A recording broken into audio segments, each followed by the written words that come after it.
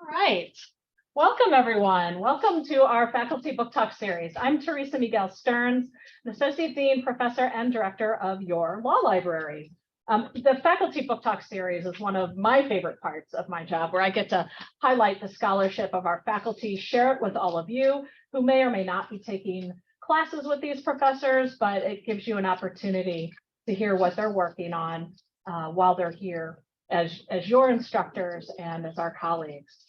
So this afternoon's book talk features Professor Derek Bambauer in conversation with Professor Chris Griffin.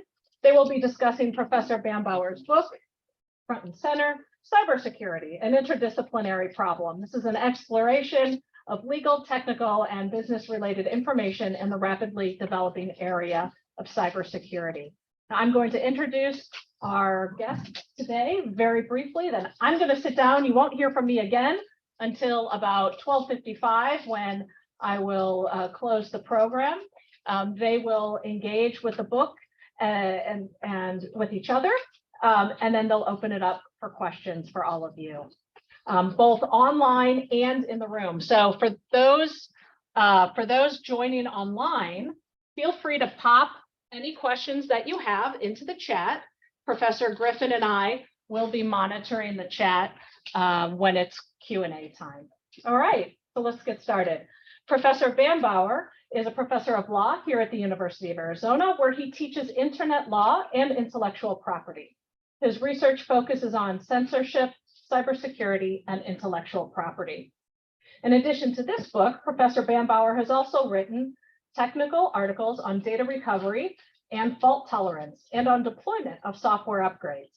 A former principal systems engineer at Lotus Development Corporation, part of IBM, Professor Bambauer spent 2 years as a research fellow at the Berkman Center for Internet and Society at Harvard Law School prior to coming to Arizona Law. At the Berkman Center, he was a member of the Open Net Initiative, an academic consortium that tests and studies internet censorship in countries such as China, Iran, and Vietnam. Here at the college, Professor Bambauer is the co-founder of the Intellectual Property and Entrepreneurship Clinic. Professor Griffin is our interlocutor today. Professor Griffin is the Director of Empirical and Policy Research and Research Professor here at Arizona Law. He teaches civil procedure, remedies, and empirical methods in the law. Professor Griffin's scholarship evaluates novel, practical ideas for enhancing access to justice. He and his colleagues primarily use randomized control trials to test the causal effects of innovative approaches to narrowing the justice gap. Most of these studies focus on the civil justice system, including the efficacy of unbundled legal services in housing courts, the value of connecting survivors of intimate partner violence to civil legal aid, and the potential promise of non-lawyer models of legal services provision. Professor Griffin is also involved in randomized evaluations of criminal pretrial risk assessments. His work has appeared in the Journal of Empirical Legal Studies, the Utah Law Review, and the William & Mary Law Review. Professor Griffin received the John W. Strong Teaching Award in 2021 and in 2022. So, gentlemen, welcome. Please join me in welcoming Professor Derek Bambauer and congratulating Professor Bambauer on the publication of this new book. Gentlemen, take it away. Thank you so much, Dean Miguel Stearns, to you and to you, Professor Bambauer, for inviting me to be a part of this event. I did one of these book talks as an interlocutor last year, and it is a real pleasure to get to do it again with you, a great friend and colleague, and on a text that is obviously of great interest to our students and colleagues here at the College of Law. So I've got some questions that I'm going to open the conversation with, and then with about 20 minutes left, we'll open it up to those of you here and on Zoom to ask questions of Professor Bambauer. So let's start with a little bit about the audience for this book.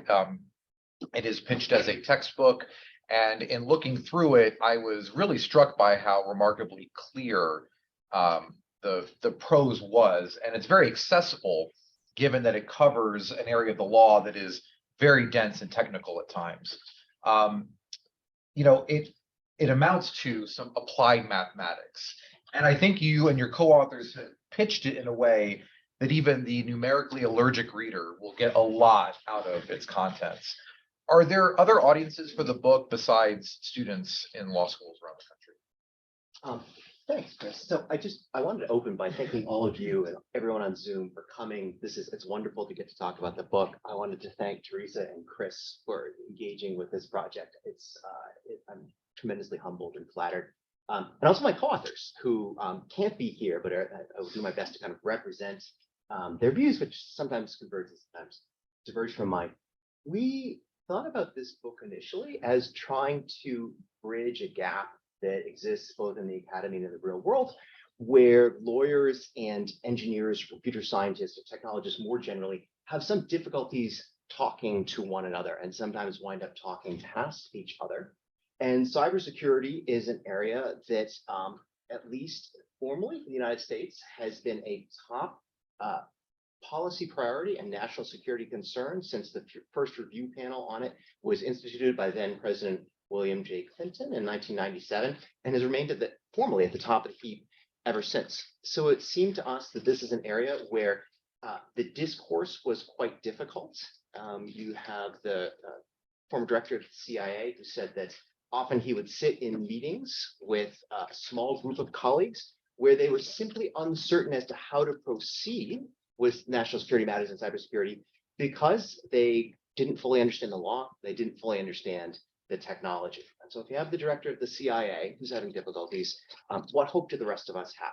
So I think that the original goal was for this to be a text that would be accessible and useful to law students and to lawyers to help them learn a little bit about how engineers think, and to do the same thing a little bit in reverse for engineers who are equally precise in some ways, but who have difficulties with the fuzziness that everyone from a first-year law student on learns to grapple with. The second thing I think, and I was thinking about this as I was looking through the book and was feeling a great deal of sympathy for you're having to cover 600 pages of cybersecurity in a weekend, just everyone's idea of leisure, that in some ways this is a book that might eventually be useful more broadly because it is in some senses a basic policy textbook. It gives a lot of basic information about legal institutions, legal processes, and then design processes in all sorts of technological areas. And technology infuses so many areas of law, from environmental law to criminal sentencing to intellectual property and beyond, that I think in some ways there are pieces of this textbook that might be useful to a much larger set of audiences, including just the general purpose reader who wants to know either a little bit about how the rules of the road are written, or who wants to have some deeper understanding of an area that is often, I think, both complicated and dense and is occasionally a little bit frightening. Very good. Thinking about those audiences that are not trained in the law, there are sections of the text that cover substantive law that students in this room either have encountered already or will soon enough. And at the beginning, in the preface, you and your co-authors frame the idea of cybersecurity as one of risk management. And when I read that, and then looking at the substantive sections of the text, I was thinking about how the laws of negligence and contract formation and insurance are other substantive legal fields in which risk management is a foundation, thinking about optimal risk control. And wondering whether you think that cybersecurity should be considered an outgrowth, an adjunct of those disciplines, or something that is quite unique, separate and apart from tort, contract, and the like? It's a great question, and it recapitulates something that we cover really too quickly in the book, which is in part whether cybersecurity is a separate field, whether it's its own thing, or whether it is a problem that crops up in these different doctrinal areas that we're used to. Nothing's ever new in the internet-connected world, and this recapitulates a debate that was had about cyber law very early on in its sort of inception, was sort of now widely agreed to be a field. In the late 1990s, you had the Chicago School claiming that essentially we should learn principles of general applicability, and that studying this was like studying the law of the horse. And had people like Larry Lessig defending not only the idea of the importance of internet law or here cybersecurity, but that probably we could generate useful generalizable insights rather, not insults too. Those are good. But we could find things that are broadly applicable. And so I think it actually travels in both directions. In one sense, all of the things that you name, contract negligence, torts, insurance, deeply important. All of these things I think of as tools in the toolbox for both cybersecurity practitioners and regulators. These are ways of achieving greater cybersecurity. Or if you work for an organization, frankly, cybersecurity is just one goal among any. If you could have really great cybersecurity simply by unplugging everything from networks, but you would not earn very much money. So cybersecurity is one of these things that has to be balanced. It is not good in and of itself. And so our hope is to sort of break out in some ways of the conventional categories or boxes into which cybersecurity typically gets placed. Criminal law, the law of armed conflict, torts, terrorism, and other things, and to suggest that we need something more than old wine in new bottles. The other interesting direction is I think that cybersecurity itself, if we treat it as a field, should in fact kind of leak back into these substantive legal doctrines, because studying it turns up all sorts of really curious questions. Curious questions such as contracts of adhesion. So whether or not the things that we click through when we install a software program ought to bind us when no one is willing to read the tens of thousands of words that they comprise. And even if you did, they're quite difficult to understand. So what should be the substantive regulation of contracts? That's a very old problem in contract law that cybersecurity perhaps sharpens. The second area that's really strange is tort law, which you have been teaching. And computer software, computer hardware more generally, just acts as a giant exception to all the standard rules of tort, to negligence, to strict liability, and so forth. Essentially, unless what you're dealing with is completely customized software written for you or your organization, it is virtually impossible to hold the creator of an IT system liable in tort, no matter what it does. And there's a combination here of sort of technophobia. Judges don't want to have to deal with these complexities, and a policy argument that I think requires a little bit more analysis than it gets, which is if we actually impose tort liability for faulty design or negligence or so forth on the manufacturers and designers of software, we simply won't get the rapid evolution that has characterized the takeoff of software, particularly in the sort of world of modern speedy semiconductors. I'm not sure that's right. And I think that sort of the tort way of framing up this problem is the old joke that if General Motors were to have had the same sort of pace and type of evolution that software has, you could purchase a car from them that would get 1,000,000 miles to the gallon. It would cost $1.50 to purchase, and once a year it would explode, killing everyone inside.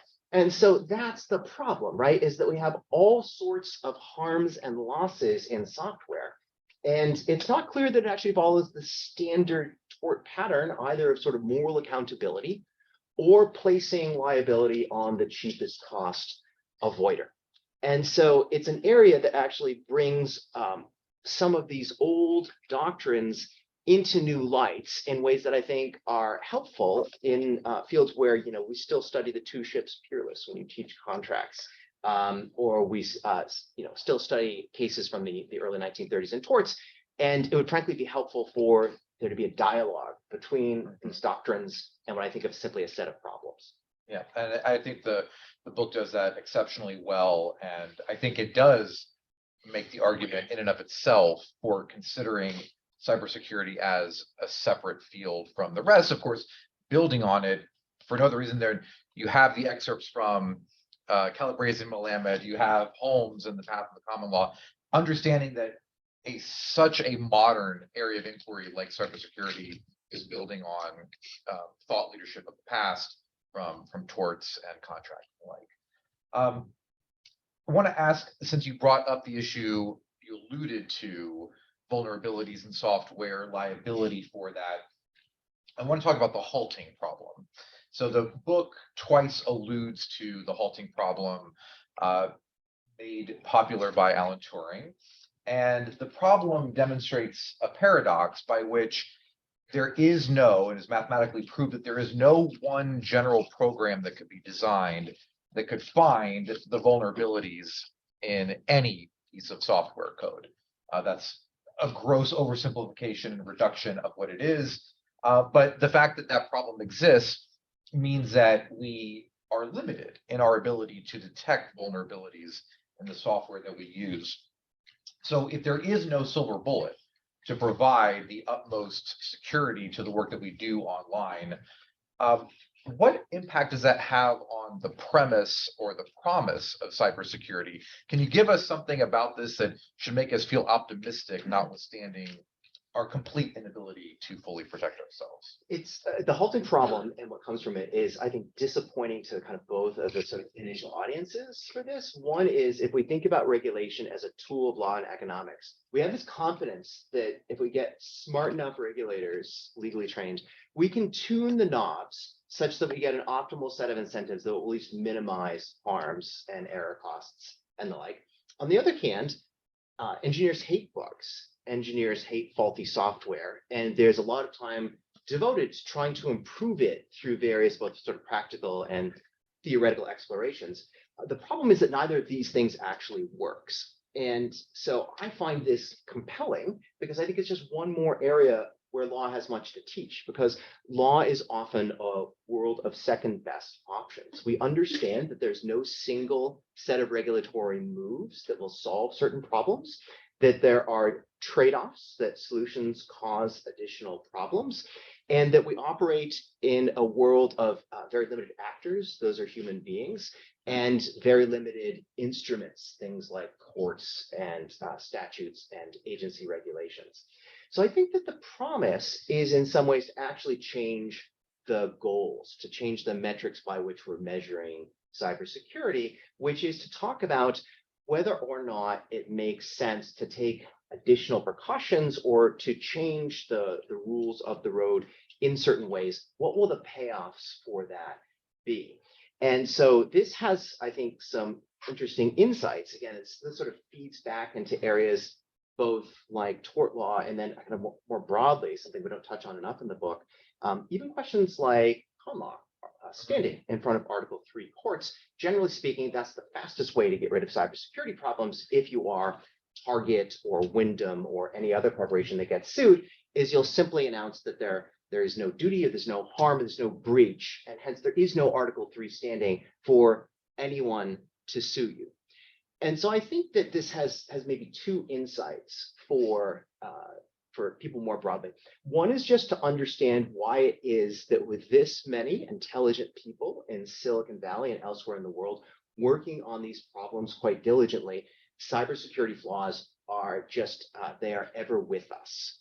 And it is because it is a difficult, if not impossible problem. It is, in fact, very, very difficult, if not impossible, actually to figure out what a code snippet of any particular size is going to do. You can't really do it on inspection. You sort of have to run it and see what happens.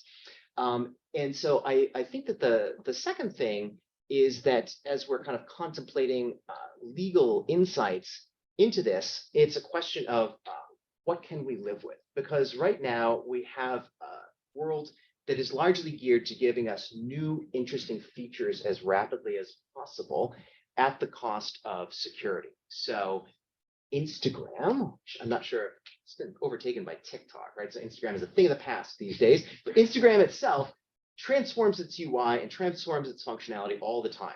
Twitter plays around with whether there should be an edit button, or whether when you get the little blue check that shows you actually are who you claim to be.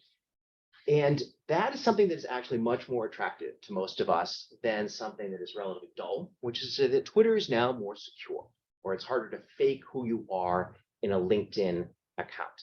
And so I think that both of these things, right, sort of lowering expectations and then also encouraging us to think about what we give up when we ask for more cybersecurity is going to be important, and is basically, in some senses, in the tradition of Holmes, right? This is a legal realist. Well, to burrow in a little bit more on the concept of security. I think this is probably secondhand for anybody who does research and teaching in the areas of information law and privacy law. The difference between privacy and security, which I did not appreciate at all until reading these sections of the text. There are two excerpted essays I'm going to refer to, one from your colleague, Professor Gus Hurwitz, and one from you. And in the Hurwitz excerpt, there's an argument that, in fact, I think both of you argue that the ideas have been conflated and that they should be decoupled. Professor Hurwitz's observation is that privacy issues implicate the use of lawfully obtained information, and that security involves the use of unlawfully obtained information. You argue, and I'm going to quote directly the following, which I want to know if it's related or how much it overlaps with Hurwitz's approach. So, quote, privacy establishes a normative framework for deciding who should legitimately have the capability to access and alter information. Security implements those choices, close quote. You then observe, quote, law should punish security failures more readily and harshly than privacy ones, close quote. That last sentence, I think, might take a lot of people by surprise, that you would prioritize security over privacy, given that at least the colloquial understanding of privacy is very near and dear to us. So again, do you think that you and Professor Hurwitz are eye to eye on this? Are you in conflict or tension with each other? And how should we understand your argument? Thanks. So this is the wonderful and terrible thing about having Chris Griffin as a commentator, is that he picks up on the sort of seams and tensions that the authors are hoping to just glide past in the text. And so I think that Gus and I think that we agree about maybe the majority of the subjects. Let me try to sketch a little bit where we differ. Okay. So my claim is essentially that when we're thinking about the rules of privacy, who can get access to certain information like your grades, right? Your parents can't phone up and just get access to your grades. The registrar will tell them no. Or your medical information or things that you post online. My argument is that that is a set of very nuanced choices that are partly about policy and also partly about social norms and ethics, things that are not reflected in law. And that security is intended as a set of more technical, slightly drier measures to implement those, to reify those into law and into technology. And so I think that where Gus and I differ a little bit is two things. The first is, I wonder if Gus's approach perhaps either assumes or concludes that our privacy preferences are likely to be enacted in law. And so I think that privacy is far more complex than that. People in the field can't agree about the goals of privacy. We can't even really agree about the underlying rationale for having certain privacy protections. A few years ago, I was at a debate, or I was at a conference in which a serious, heated, and almost personal argument broke out about whether there was an objective definition for the term creepy. Could we just ban things that are creepy?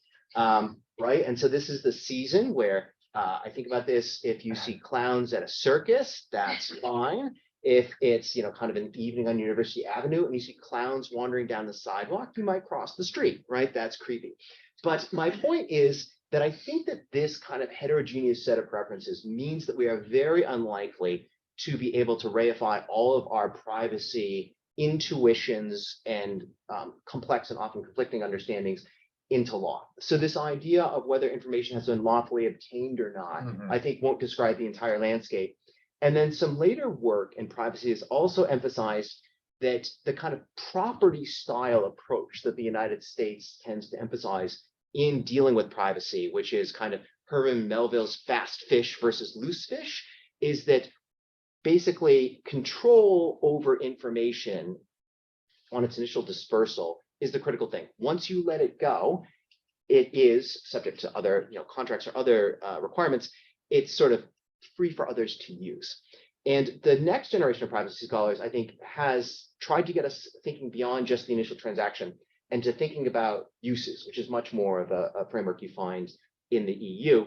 And with uses, the idea is I might disclose information to you for one purpose, for example, to treat a medical condition that I have, but expressly not for a second purpose, which is whether or not to think about my candidacy as an employee at your company.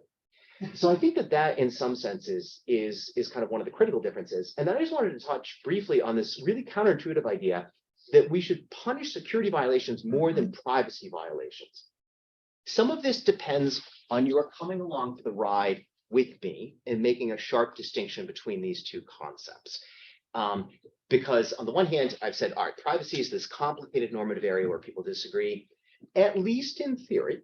If we all concur about certain information being off limits, right? Personally identifying information, medical history, information about one's sexual preferences or the like, that security ought to implement that set of choices perfectly in the ideal world. In other words, we do not want there to be security breaches. There is no such thing as efficient breach if we have consensus on what the privacy rules ought to be, because we've already weighed the set of trade-offs ex ante. And so there, I think that when there's a privacy violation, sometimes it's a little bit like Uber coming into a city. So New York City, right, taxi cab medallions used to be worth millions of dollars. Uber starts up in complete violation of New York City's taxi laws. And then it turns out to be a great thing because Uber is reliable and has an app and nobody shouts at you while you're in the car. It's an improvement on the taxi system. And it may be the same thing with privacy. So Facebook asking me a bunch of questions about my demographics, the things I like to see and don't like to see, might feel intrusive, right? When it's sort of social media is first a thing, and then it might become normal because we value the ability to connect with other people who have shared preferences.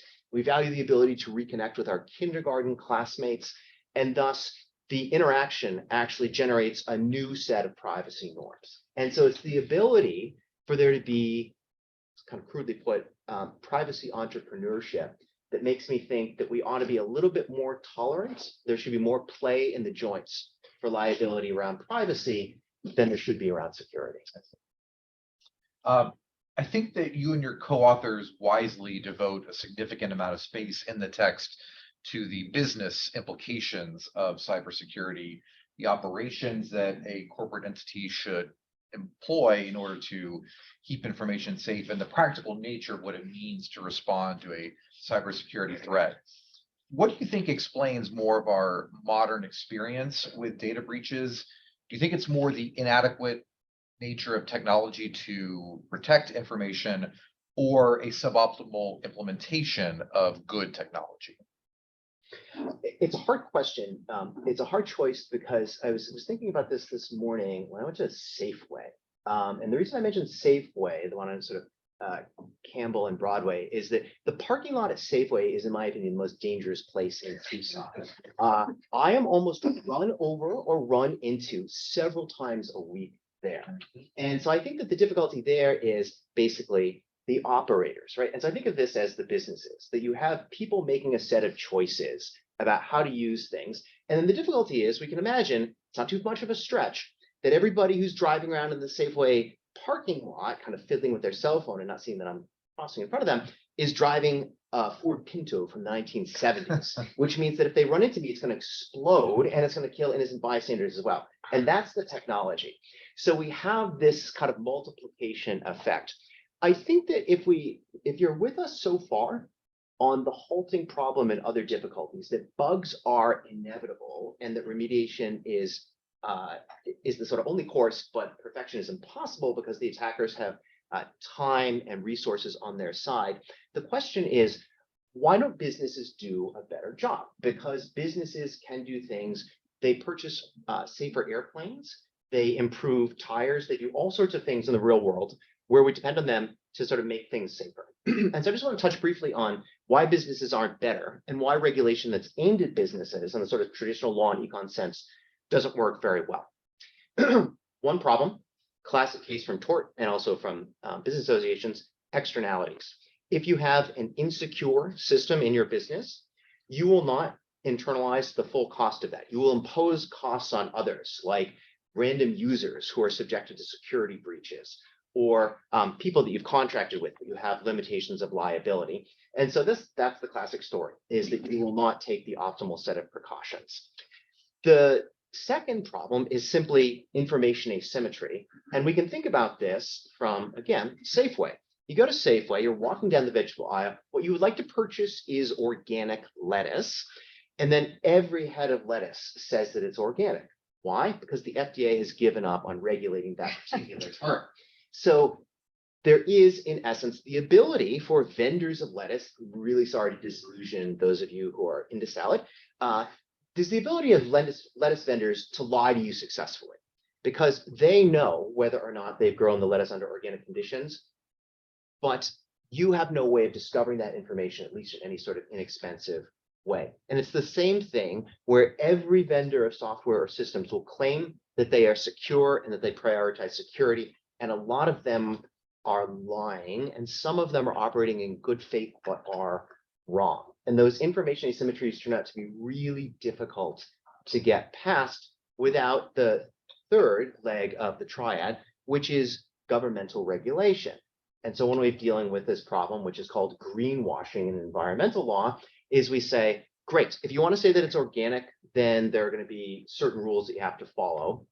Those of you who like veggie burgers, some states have passed laws about whether you can call them burgers or not, right? So the Impossible Burger will have to be the Impossible Patty that kind of tastes like meat.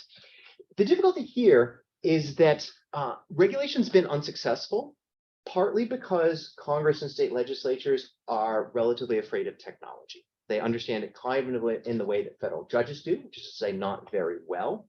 And thus they tend to fall back on an old lawyer's trick, which is to regulate process rather than substance.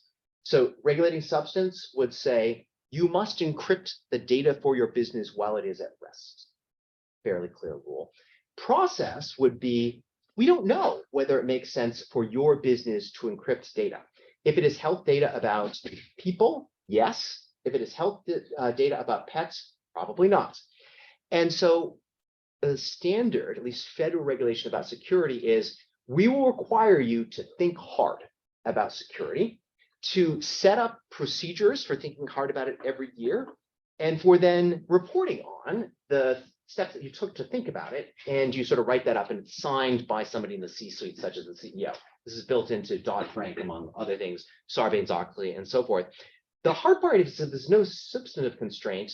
It could be, we thought about security, things are fine, tick the box next to things are fine, and sign it and send it in. And at least in some instances, that's okay. And so I think that the combination of these things means that there are a set of market distortions in the market for greater security in these types of products that are very, very difficult to address. The fun thing, just to leave you with a thought going forward, is we are about to see this in a really significant way, because I don't know how many people have an Apple Watch or a smartwatch or whatever. If you have one of the newer ones, it's got not only a heart rate monitor, it's probably got a pulse ox reader. So it can tell you, right, you're worried that you've got COVID, it can tell you what your pulse ox level is. The question is whether the FDA ought to regulate that thing. Is it a medical device? Apple really prefers that it not be. The FDA generally prefers that it should be. The hard part there is, if it is a medical device, the FDA is going to conduct much greater oversight as to how secure it is and how well it works, and it'll get updated every decade. So once again, we're back to this trade-off between, at some level, convenience and usability on the one hand, and security through regulation on the other. So being cognizant of the time, I do want to open questions to the audience. I've got one final one, which I can hopefully wait till the end on. Any questions from people in 237? Yes. I was going to say, we see a lot of, in today's times, companies pushing that data ownership is now on the consumer. So like Slack and Microsoft Teams, they don't own your data, the workspace owner does. Do you worry that any of that, while good for data privacy aspects and them getting to decide that, pushes the responsibility of data security now over to people that don't have the best tools to handle it? And how do you juggle giving ownership to people while also keeping the corporations and things who are more of like the firefighters in the data security aspect of it still have responsibility? It's a great question. And I do think it's interesting that this ownership idea, which in some senses is actually kind of a preoccupation of privacy law, may have exactly the unintended consequence, perhaps intended consequence, that you cite, which is that it will, in some sense, with great power comes great responsibility. And so if you own your data, then in some senses, perhaps you are responsible for the use or misuse of that data, particularly because these systems, many of them are inherently designed to link people to communicate more readily. And the assumption is that once you are, in some sense, your identity is known, then we can make it relatively easy to share information with you. It's trying to break down stovepipes in information. The hard part, as always, is that when you break down stovepipes for information, you introduce humans into the equation. Humans are usually the sort of source of greatest risk for cybersecurity. Sometimes this happens because people make mistakes. The most noteworthy one is happens here at the university, by the way. We all have to change our passwords once a year. They won't let you reuse them and so forth. Most of us write them down. So the easiest way to break into systems is if you can get in the building, you look either on people's monitors or under their keyboards for a sticky note. And then the second problem is there's this assumption that once you're inside the metaphorical building, you are safe. And so this was the sort of thing, the design, even in highly secure systems by, for example, the Department of Defense, that allowed Chelsea Manning to download gobs of data onto something that was disguised as a Lady Gaga CD. Is that once you were inside the CyberNet system, it was assumed it was secure. There was no need for sort of any internal checks and balances. And I worry about that for exactly the reason that you described, is that Microsoft already has some skewed incentives about building security into things. And if we assume that they're shifting the onus, even if just kind of rhetorically or optically, what incentives, how does that change the incentives to do things like to build in greater protections, especially in ways that are annoying to users? Like, I absolutely hate being prompted to change my password. I hate two-factor authentication. I dislike all of these things, despite the fact that they're good for me, like brushing my teeth or eating my vegetables. Thank you.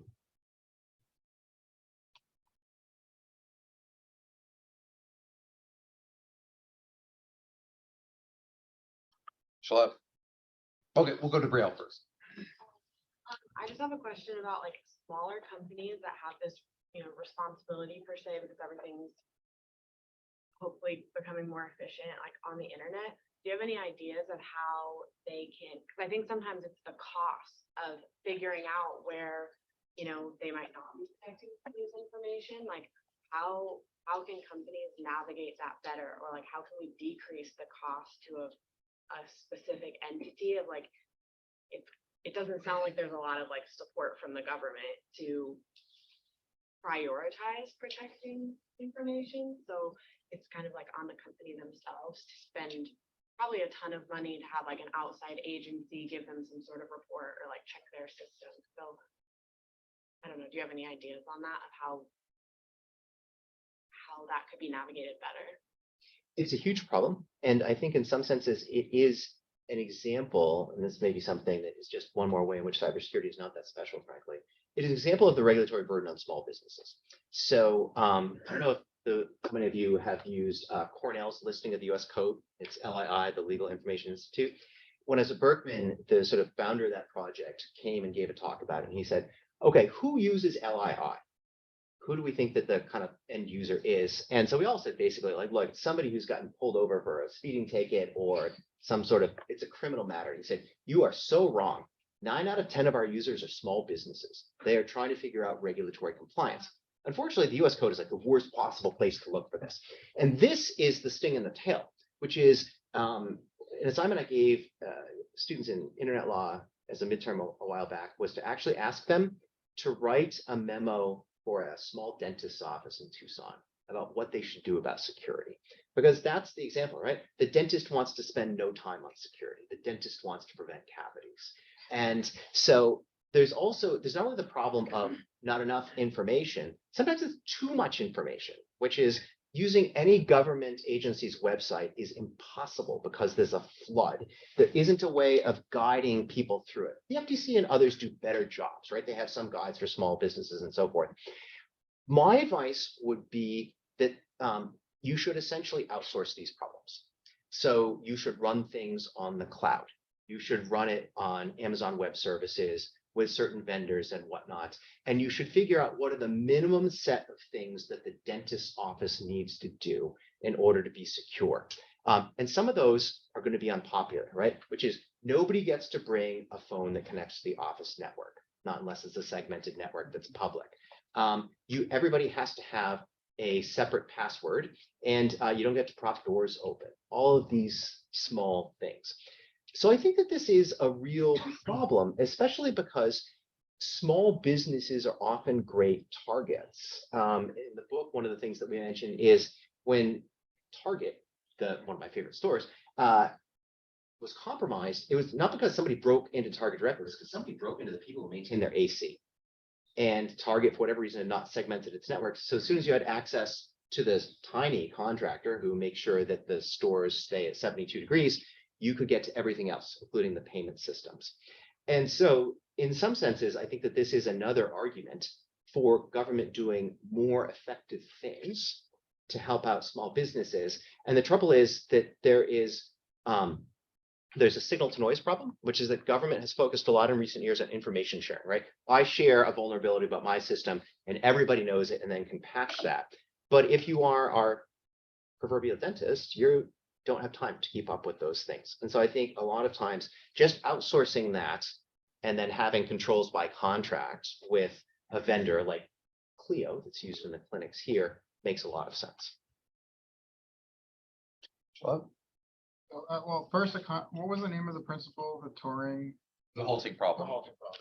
So first, I guess my reaction, this is just a comment. My reaction to that is, like, why on earth would you think there's some easy solution to security? Like, nothing is fully secure. And, in the cyber realm or in the physical realm, as we all know.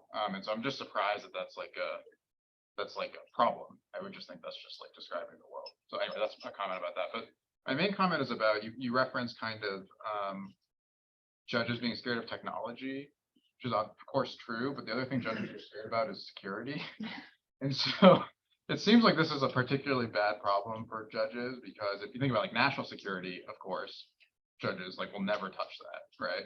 And even I think if there's, and I don't know if there's cases on this, but like, did the bank have sufficient security to stop the bank robbery? I kind of suspect judges would be like, oh, I don't know, I can't figure that out. That's beyond my bailiwick. So is your position, so then who's left to regulate, right? If courts aren't going to be the ones that cover, then you could do Congress, but as you discussed, Congress also doesn't know anything about technology. They also delegate basically everything about security.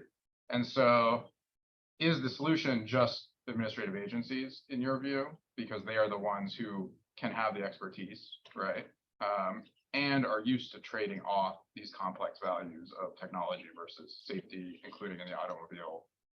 And so, not just because I teach administrative law, but are agencies the answer to this problem, accepting that they can't fully solve it, but are they the best institution to solve it? It's a great question. So I think that there are trade-offs. And there's trade-offs at least in two dimensions. Dimension one is how quickly the technology changes. Obviously, the more rapid the technological change, the harder it is to manage. The second is whether you're dealing with not just an agency, but whether you have a specialized versus a general purpose regulator. And so with specialized regulators, the FCC is an example, NIST is another example. To a certain degree, Health and Human Services is for the privacy and security rules around health data. Those agencies can develop substantive expertise over time. They're able to retain expertise. They can hire technologists and so forth. The only thing we ever have to worry about there is capture. But David Thaw, my co-author in the book, says sometimes capture is not such a bad thing. So I think that that's one answer, which is you can have administrative agencies, particularly if it's a rapidly changing technology, one where there actually is some back and forth with industry, where there might be public-private partnerships, can be very, very effective. For general purpose regulators, especially with rapidly changing technologies, and here I'm thinking of state attorneys general, including California, the FTC to a certain degree under its Section 5 powers, because the FTC has a really small staff of people to tackle security. My thought is that what they should do is they should enforce what I call cybersecurity for idiots, which is we are not going to worry about whether you've taken reasonable practices. It is too hard and expensive to figure out. What we want to do is we want to go around squashing the terrible actors. And so what it should be is we are looking for worst practices, and then we impose something like super strict liability on the people who engage in worst practices. So one, actually, this is a case that started in the district court in Arizona, is Wyndham Hotels Worldwide. The FTC brought an action against them for just a massive array of problems, like keeping default passwords for systems, or having unencrypted Wi-Fi, or allowing guests to log into the corporate network, a whole set of things. At the time that it was here, it eventually venue was transferred to New Jersey because that's where Wyndham's headquarters is. I went to lunch with local counsel from Snell and Wilmer, and I asked if I might be interested in writing an amicus brief, and I said, yes, just not for your side. Because the open question there, the fun one, is actually one of admin law. It's whether the FTC has jurisdiction over these things.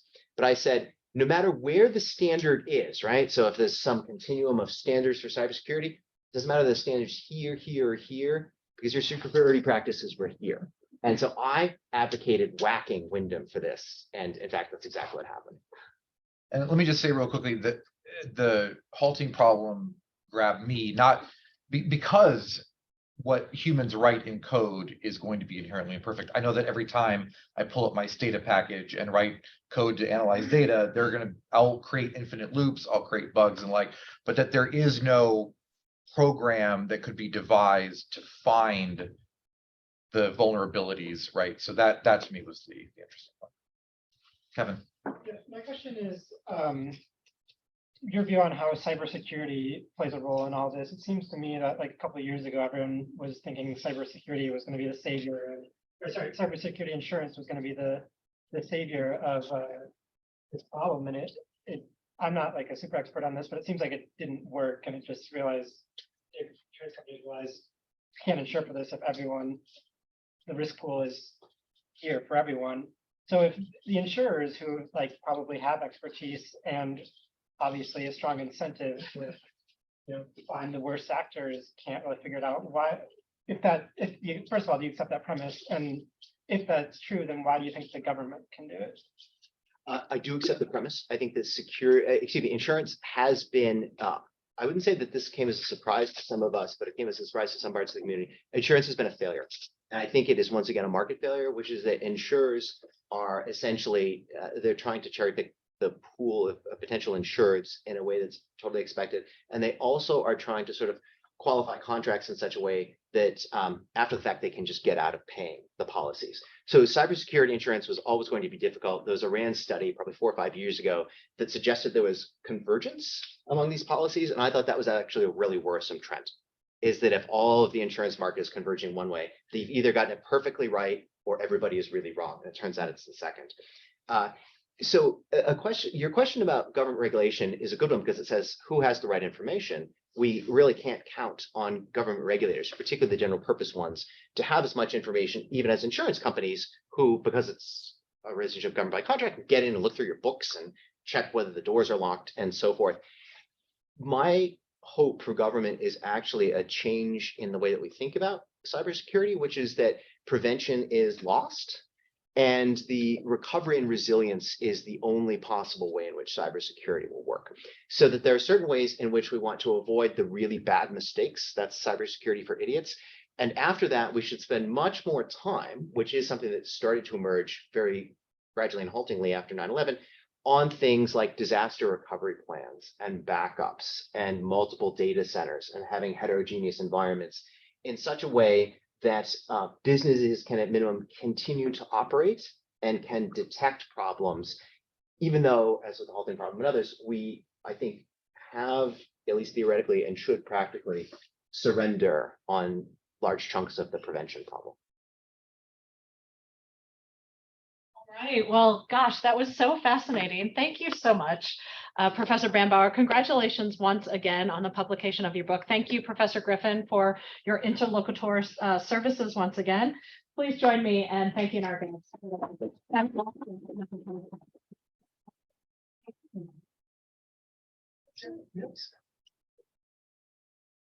I got your hands raised. Yeah, You've got some ideas. I had a couple of ideas.